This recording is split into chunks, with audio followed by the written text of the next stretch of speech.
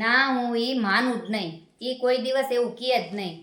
હું છે ને એને હમણાં પૂછી. એ જગદીશ, તમે મારા મમ્મી પપ્પાને આપણી ઘરે આવવાની કેમ ના પાડી? હું ના જ પાડું ને, એ બુઢી બુઢાની આપણી ઘરે શું કામ છે?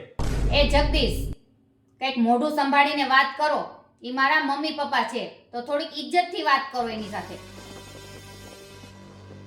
તમને ખબર છે મારા મમ્મી પપ્પા સાથે શું થયું છે? ઈ મારા ભાઈ ભાભી એને ઘરમાંથી કાઢી મૂક્યા છે. તો એમાં હું શું કરું? એમાં મારો કઈ વાંક છે? એને બહાર કાઢી મેલે તો એની કંઈક મજબૂરી છે. પણ તું જ્યારે આપણા ઘરમાં આવી ત્યારે તે મને શું કીધું તું? આ ઘરમાં આપણે બે જ રહેશું, બીજું કોઈ નહીં રહે. તને યાદ છે જ્યારે મેં મારા મમ્મી પપ્પા વિશે કીધું તું ત્યારે તે શું કીધું તું?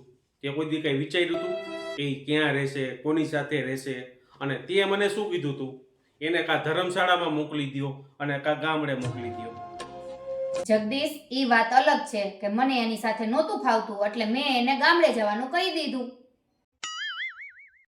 જગદીશ, તમે થોડોક તો વિચાર કરો. ઈ મારા મમ્મી પપ્પા છે.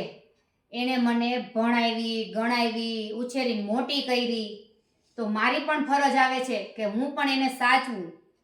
મારા મમ્મી પપ્પાએ મને ભણાવ્યો ગણાવ્યો, મારો ઉછેર કર્યો, મારી સારવાર કરી, મને સમાજમાં રહેવા લાયક બનાવ્યો અને હું આજે જ્યાં છું ને એ મારા મમ્મી પપ્પાના હિસાબે. અને તારા હિસાબે આજે મારા મમ્મી પપ્પાને મારે ગામડે મેલવા પડ્યા આ ઉંમરે. સાચી વાત છે જગદીશ તમારી.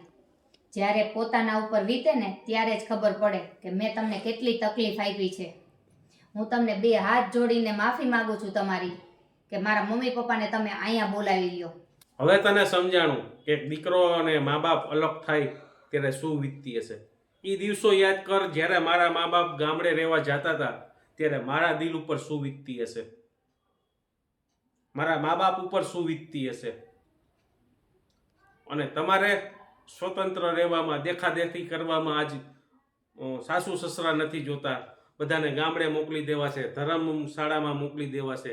તો એકવાર વિચારજો, તમે પણ ક્યારેક વૃદ્ધ થશો અને તમારા દીકરા દીકરીઓ પણ તમારી જોડે આ જ કરવાના છે. સારું હાલ, હું તો તારા મમ્મી પપ્પાને તેડી આવું છું, પણ તું મારા મમ્મી પપ્પાને ક્યારે તેડવા જાય છે? જે આજે ગામડે બિચારા એકલા રહેશે ને એનું જીવન ગુજરાન કરી રહ્યા છે.